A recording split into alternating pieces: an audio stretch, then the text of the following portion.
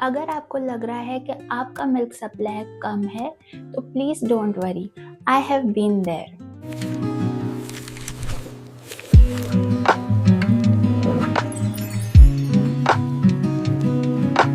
So hey guys, welcome back to my channel.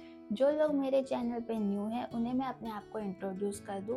मैं हूं नैना आहूजा और मैं हूं एक न्यू मॉम। मैं इस चैनल पे अपने रियल एक्सपीरियंस शेयर करती हूँ related to my motherhood journey. तो आज का वीडियो है बहुत इम्पॉर्टेंट और बहुत ही इंफॉर्मेटिव, क्योंकि मैं आज आपसे शेयर करने वाली हूँ कि आप अपना ब्रेस्ट मिल्क कैसे इंक्रीज कर सकते हैं और कैसे उसकी क्वालिटी अच्छी कर सकते हैं। I am a mother of 11th month old baby. आयु को मैंने एक्सक्लूसिव ब्रेस्ट फीडिंग किया है फॉर 7 months, बट मेरा ब्रेस्ट फीडिंग जर्नी बिल्कुल भी स्मूथ नहीं था। कभी लो सप्लाई का इशू होता था, कभी ब्रेस्ट में पेन होता था और कभी बेबी का लैचिंग ठीक नहीं होता था। तो बहुत ही स्ट्रेसफुल जर्नी रही है मेरी, एंड आई नो कि मैं अकेले नहीं हूँ। बहुत सारी मदर्स इसी स्ट्रेस को फील करती है, इसी प्रॉब्लम से गुजर रही है। बट डोंट वरी, मैं आज आपको टिप्स दूंगी to increase your breast milk supply, जो कि बिल्कुल ट्राइड एंड टेस्टेड है। मैंने उसे ट्राई किया है और उसी से ही मेरा ब्रेस्ट मिल्क सप्लाई इंक्रीज हुआ है। आई होप कि आपको भी आज मेरे इस वीडियो से थोड़ी हेल्प मिलेगी। वीडियो स्टार्ट करने से पहले I want to ask one question to all of you. क्या आपको लगता है कि जो मदर अपने बेबी को ब्रेस्ट फीड नहीं कर पा रही है वो एक अच्छी मदर नहीं है? येस और नो मुझे कमेंट सेक्शन में ज़रूर बताइए और आपका व्यू मुझे ज़रूर शेयर करना। टिप्स देने से पहले आप मुझे ये बताइए कि आपको कैसे पता चला कि आपका मिल्क सप्लाई कम है। आपको डॉक्टर ने बताया है तो ठीक है, लेकिन अगर आप डिलीवरी के तुरंत बाद, डिलीवरी के जो 3 डेज होते हैं उसमें ही आप देख के बोल रहे हो कि आपका मिल्क सप्लाई कम है, या तो फिर आपने अपने हाथ से एक्सप्रेस करके देखा और उसमें बहुत कम मिल्क निकल रहा है इसलिए आप बोल रहे हो, तो लेट मी टेल यू, आपका मिल्क सप्लाई कम नहीं है।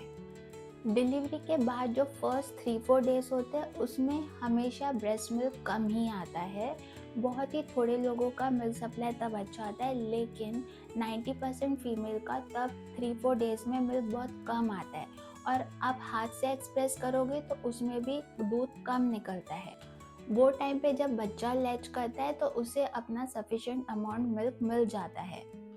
अगर आपके डिलीवरी को 15-20 दिन हो गए हैं और बच्चे की भूख नहीं जा रही है, वो बार बार ब्रेस्ट फीडिंग के टाइम पे रो रहा है, या तो फिर आपने पंप यूज़ करके देखा है उससे भी ब्रेस्ट मिल्क कम निकल रहा है, तो आपका ब्रेस्ट मिल्क सप्लाई कम है। Now let's start with the tips. First tip ये है कि आप सबसे पहले ये समझे कि breast milk works on demand and supply. जितना बेबी फीड करेगा उतना आपका ब्रेस्ट मिल्क इंक्रीज होगा। जनरली बेबी को हर 3 आवर्स में दूध पिलाना होता है, मतलब पूरे दिन में आपको उसे 8 बार फीड करना पड़ेगा। अब स्टार्टिंग में दूध कम आएगा, पर फिर भी आपको आपके बेबी को लैच करवाना है हर 3 आवर्स में। देखिए, लैचिंग कंसिस्टेंसी आपको मेंटेन करना है, उससे ही आपके बॉडी को सिग्नल मिलता है कि आपको और मिल्क प्रोड्यूस करना है। इससे बॉडी को पता चलता है कि दूध का डिमांड है तो वो दूध बनाती है। अब बच्चा छोटा है तो हो सकता है कि स्टार्टिंग में वो अच्छे से दूध ना पिए, तो आप क्या करो, आप पंप करो।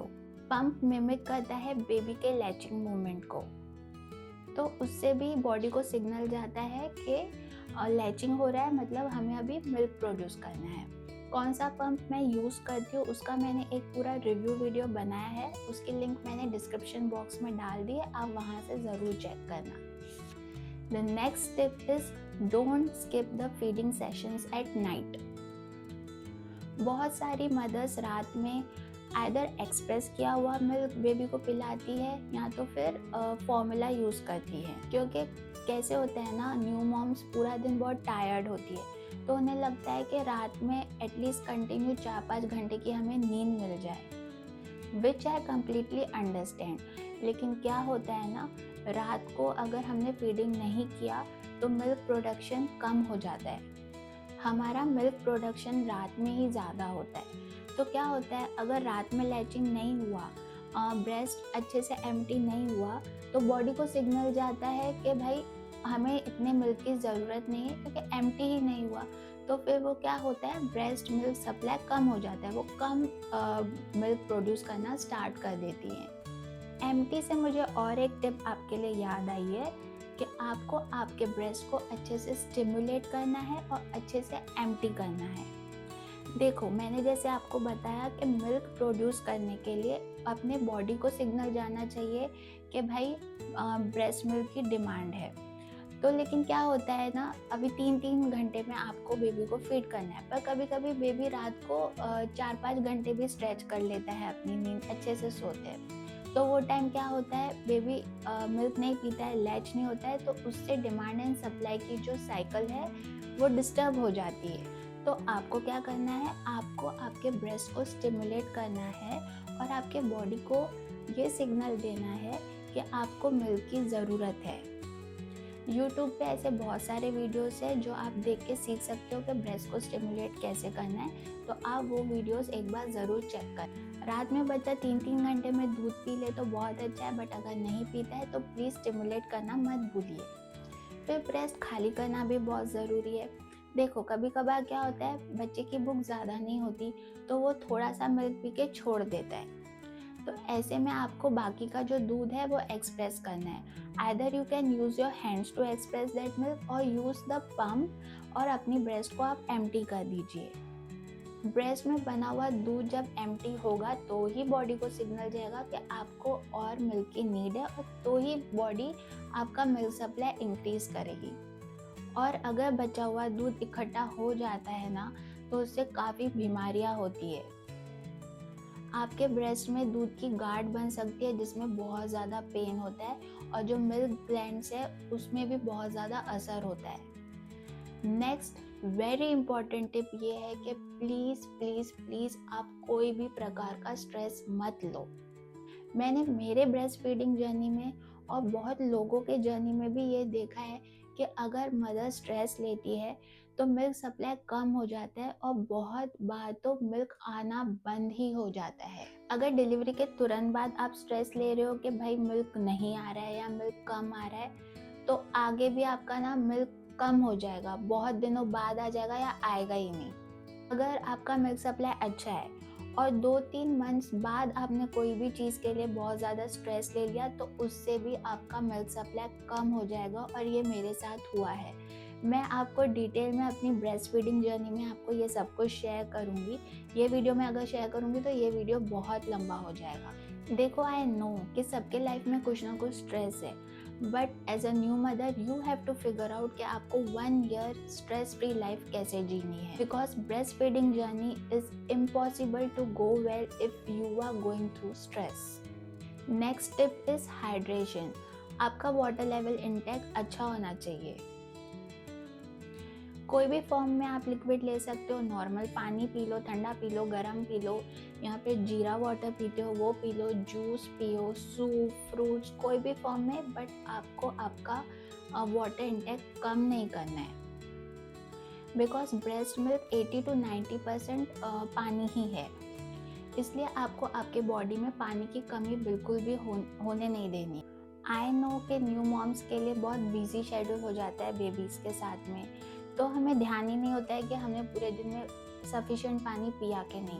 तो what you can do is, feeding के पहले और बाद में मिनिमम 1 ग्लास आप पानी पियो।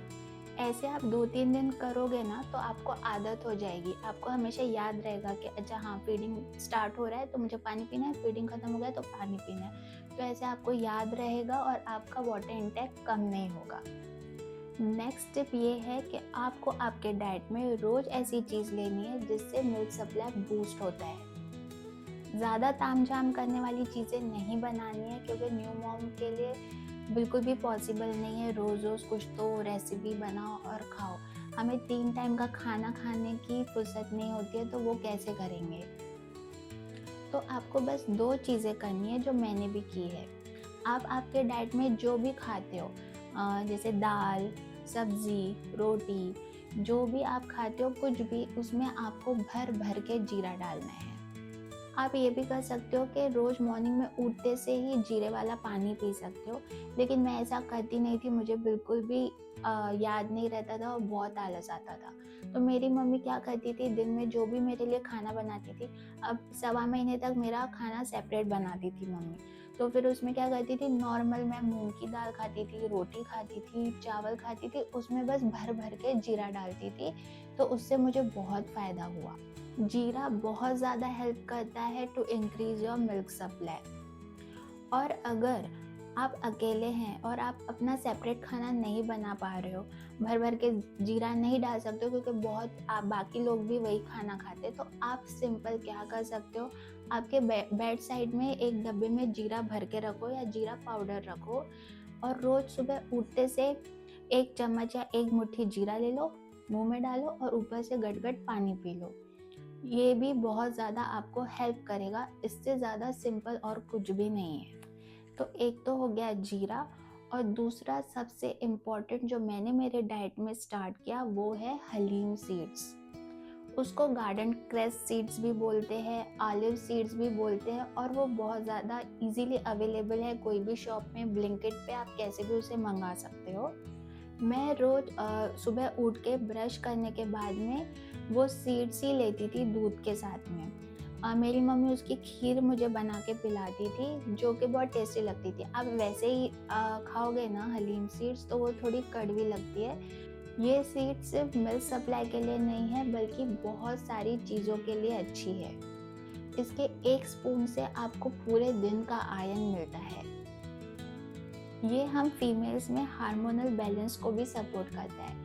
तो चलो मैं आपको शेयर करती हूँ कि मेरी मम्मी मुझे ये सीड्स दूध में कैसे देती थी। ये देखो, हलीम सीड्स ऐसे दिखती है, बहुत इजीली अवेलेबल है ये।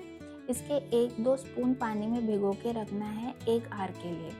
अगर आप जल्दी में हैं तो आप इसे ना थोड़े टाइम के लिए भी भिगो सकते हैं, बस थोड़े फूल जाने चाहिए ये।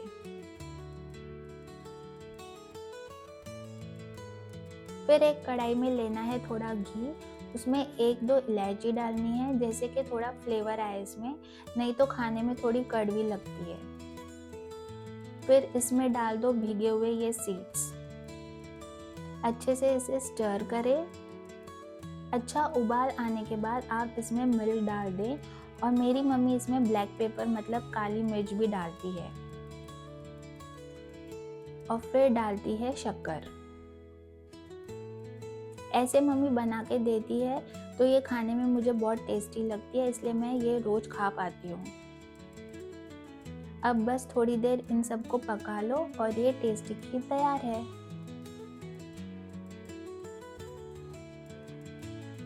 इस खीर को मैं रोज़ मॉर्निंग में पीती थी और इससे मेरा सच में ब्रेस्ट मिल्क इंक्रीज़ हुआ है। मैं नोटिस किया कि अगर मैंने 1 हफ्ता ये लिया और मैं कहीं बाहर गई हूँ और मैंने वहाँ पर 2-3 दिन ना ये छोड़ दिया, तो मेरा ब्रेस्ट मिल्क सप्लाई डिक्रीज़ हो जाता था। तो ये सच में काम करता है गाइस, आप भी एक बार ट्राई करो। आप इसे पानी में भी ले सकते हो, कैसे भी ले सकते हो, बट वो कड़वी लगती है। तो आप एक बार ऐसे खीर बनाने का ट्राई करो और ऐसे लो, और मुझे ज़रूर बताना कि आपको कैसे लगी। नेक्स्ट टिप ये है कि आप खाना अच्छे से खाओ। देखो, ब्रेस्ट फीडिंग करते हैं ना तो बहुत भूख लगती है, तो भाई जितनी भूख लग रही है उतना खाना खाओ, पेट का टेंशन मत लो।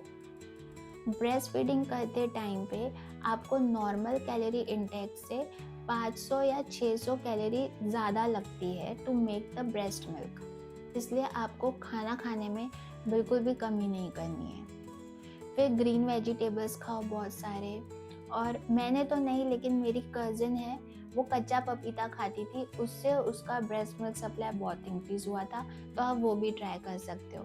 मैं सिर्फ जीरा और ये जो मैंने हलीम सीड्स वाली आपको खीर बताई, मैं वो खाती थी, और ये दोनों चीज़ों से ही मुझे बहुत फ़ायदा हुआ। लास्ट टिप ये है कि ये सब करने के बाद भी अगर आपका ब्रेस्ट मिल्क सप्लाई कम ही है, इंक्रीज़ नहीं हुआ, तो what you can do is आप एक लैक्टेशन सप्लीमेंट आपके डाइट में स्टार्ट कर सकते हैं। मेरे डिलीवरी को 1 मंथ होने के बाद में मेरा मिल्क सप्लाई कम हो गया था। मैंने लैक्टेशन काउंसलर को विज़िट किया था और उन्होंने मुझे एक सप्लीमेंट दी थी, मतलब मेडिसिन दी थी, तो वो मैंने 1 वीक तक के ली और उससे मेरा ब्रेस्ट मिल्क तुरंत ही इंक्रीज़ हो गया था। मैंने वो सिर्फ 1 वीक ही ली क्योंकि उसके बाद मुझे नीड लगी नहीं। उसके बाद कुछ मेरा ब्रेस्ट मिल्क कम नहीं हुआ, अच्छे से सब मेरा चल रहा था, तो मैंने इसलिए बंद कर दिया था। अब मेरा वो टाइम पे ब्रेस्ट मिल्क कम क्यों हुआ था वो भी मैं आपको मेरे ब्रेस्ट फीडिंग जर्नी में बताऊंगी। बट मुझे लगता है कि आपको लैक्टेशन सप्लीमेंट्स है ना, वो डिलीवरी के पहले ही स्टार्ट कर देनी चाहिए। डिलीवरी के बाद ना ऑलरेडी मदर्स के लिए बहुत सारी टेंशन्स होती है, खुद की रिकवरी देखनी है, बेबी की केयर करनी है, और उसमें फिर से मिल्क सप्लाई कम हुआ ना तो वो एक अलग स्ट्रेस आ जाता है। इसलिए मुझे लगता है कि आपको डिलीवरी के पहले ही एक अच्छे लैक्टेशन काउंसलर से मिलके ना एक सप्लीमेंट स्टार्ट कर देना चाहिए। अब ये तो सब हो गए मेन टिप जो आपको फॉलो करने ही हैं। अब जनरल टिप ये है कि गाइस जितना भी हो सके ना, आप आपके बेबी के साथ में स्किन टू स्किन कांटेक्ट करिए। अभी भी टाइम मिले आप अपने बेडरूम में जाइए, कंफर्टेबल एंड कोजी हो जाइए और अपने बच्चे को अपनी स्किन फील करने दीजिए। उससे आपके बॉडी में एक हार्मोन रिलीज होता है जो कि आपके ब्रेस्ट को सिग्नल देता है कि अभी हमें मिल्क प्रोडक्शन करना है। सो आई होप गाइस कि ये टिप्स आपके कुछ तो काम आएगी। अगर आपने ये सब कुछ ट्राई कर लिया है और बहुत सारी और भी चीज़ें ट्राई कर ली है, फिर भी आपका मिल्क सप्लाई कम है, नहीं बढ़ रहा है या आपको मिल्क आ ही नहीं रहा है, तो please don't worry, it's very very common. बहुत सारी मदर्स है जिनको मिल्क आता ही नहीं है, तो इट डजेंट मीन कि वो कुछ तो गलत कर रही है या वो अपने बेबी की कम केयर करती है। माँ तो अपने बच्चों के लिए सब कुछ अच्छा ही करना चाहती है। आप क्या ही करेंगी अगर आपकी बॉडी सपोर्ट ही नहीं कर रही है या आपके हार्मोन्स मिल्क सप्लाई के लिए रिलीज ही नहीं हो रहे हैं। There is not much you can do. आपने अपना बेस्ट ट्राई किया है और आप फ्यूचर में भी अपने बेबी के लिए सब बेस्ट ही ट्राई करेंगी। प्लीज़ टेंशन मत लीजिए, फॉर्मूले से भी बेबी वैसे ही अच्छे होंगे जैसे ब्रेस्ट फीडिंग से अच्छे होते हैं। आई होप मैंने आज आपकी ब्रेस्ट फीडिंग जर्नी को थोड़ा सा इजी किया होगा। अगर आपको ये वीडियो अच्छा लगा हो तो please don't forget to like this video and subscribe my channel. तो चलो मिलते हैं नेक्स्ट वीडियो में। Till then bye.